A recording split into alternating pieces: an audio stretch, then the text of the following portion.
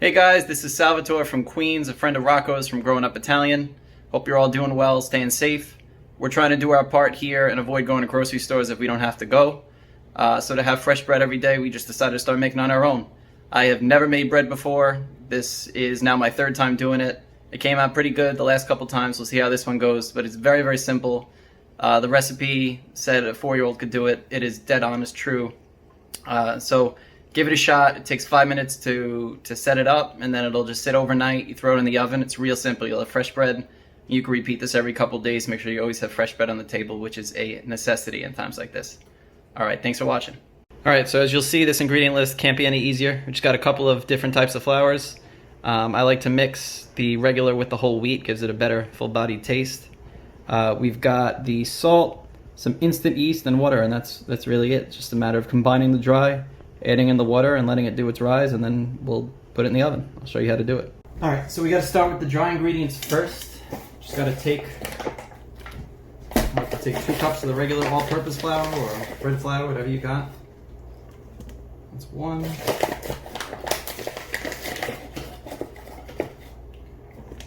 That's 2. And I like to mix in 1 cup of the whole wheat just to give it some flavor.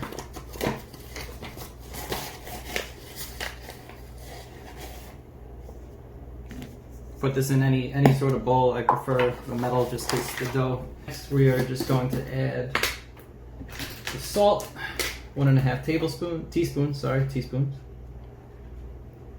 That's 1. It's a quarter.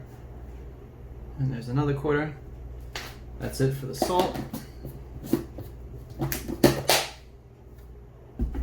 And then you gotta add the yeast. And for the yeast, we need 1/4 teaspoon. You can do a little extra too, just to get a little extra rise. All right. So what we're gonna do is you're gonna mix up. See all the dry in there? Mix up the dry. Make sure it's all well mixed so that the ingredients are distributed throughout the dough. Evenly. Alright. Looks good to me. So now you should have pretty good mixture there. And then we're just going to add in the water, 1.5 cups. And again, same thing. You're going to want to use a spatula just because this gets a really sticky consistency, and so you want to be able to pull it down, and this will stick to your hands really easily. So at least for now I try to use this, scoop everything from the sides down to the middle, continue to fold it over. It should be sticking to the spatula. That's a good thing. And let it keep going. You want to do this real good.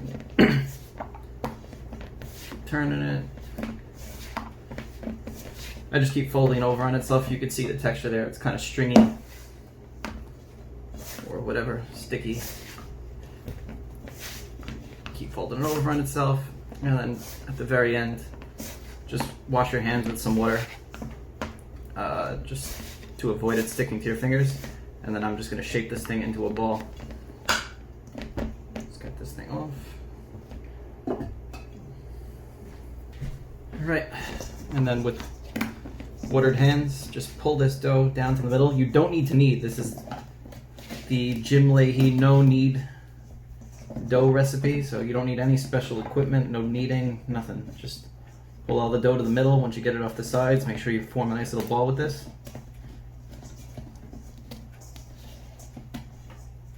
All right, just like that. Now what we're gonna do is just cover it up with some saran wrap.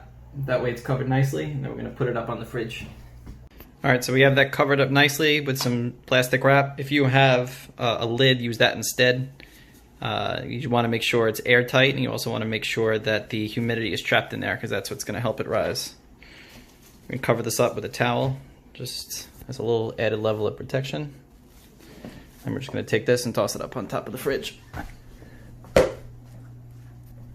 And that's it. So we're gonna come revisit this tomorrow, let it sit again 12 to 18 hours, and we'll see how it looks. Alrighty, so this thing's been sitting about 18 hours. So we took it down from the fridge. Now what we're gonna do is we're gonna take this off, See how that rose? You can see how it expanded all over the sides. So you're going to take the plastic wrap off, or whatever lid you're using off. Be careful with it because we're going to put it right back on in just a second. So what you want to do is dip your hands in a bowl of water. Just make sure they're wet to avoid them getting sticky. And you just want to gently pull down the sides, just like this.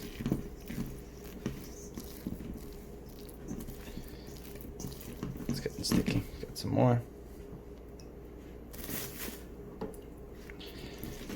Okay, once you got that down, okay, it should be free. Okay, so now what you want to do is you want to fold it over itself a few times. So we're going to fold that over, fold that over, fold that over, and one more time. Okay. So now you should have a nice ball again. It should be wet. And these creases here, when we put this in the oven, this is how we're going to get those nice, you know, creases, crevices on the top of the bread once it bakes. So make sure you do enough folds that you got some nice cracks in here, because that's what's going to give it that nice typical rustic bread look. So we're just going to cover this thing back up again, and we're going to let it sit for about another 2 hours, let it do one final rise, and then we're going to get it in the oven. Alright, so that's been sitting for another 2 hours. So now what we're going to do is we're just going to take this off. You can see it rose even more. Spread it out.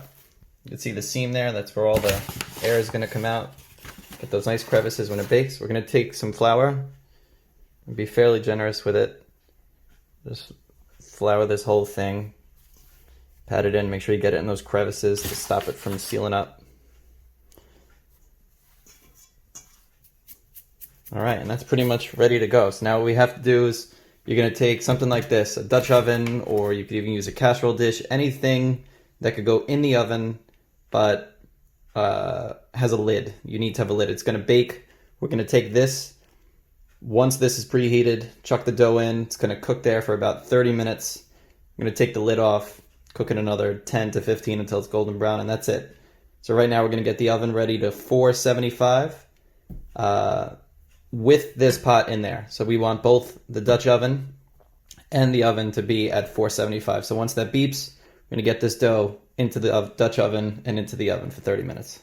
This just came out of the oven. This is very, very hot, so you just have to be careful. What we're going to do is just transfer this dough into the pot. So again, this is going to be sticky. Just try to grab it up. I'm just going to toss that in. Again, it'll sort of shape itself out as the bake goes. All we're going to do is just cover it up. And this goes right back in the oven now for 30 minutes. Alright, so we just took this one out of the oven. And let's lift off the lid, see how it's looking underneath. So you can see it's starting to shape. It's got the ripple forming, but the color is still on the light side, so that's why we're going to take off the lid. Now we're going to stick this in for another 10, 15, 20 minutes, however long it takes, you know, to get it a nice golden brown color. Alright, so this one just came out of the oven. Looks about right to me. So you should have some dark brown, lighter towards the seams. We're going to cut in. Let's see how this looks. You can tell by the sound that's going to be damn good.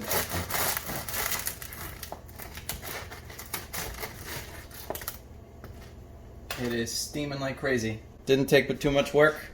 You could do this every day and enjoy bread for the rest of your quarantine. Stay safe out there.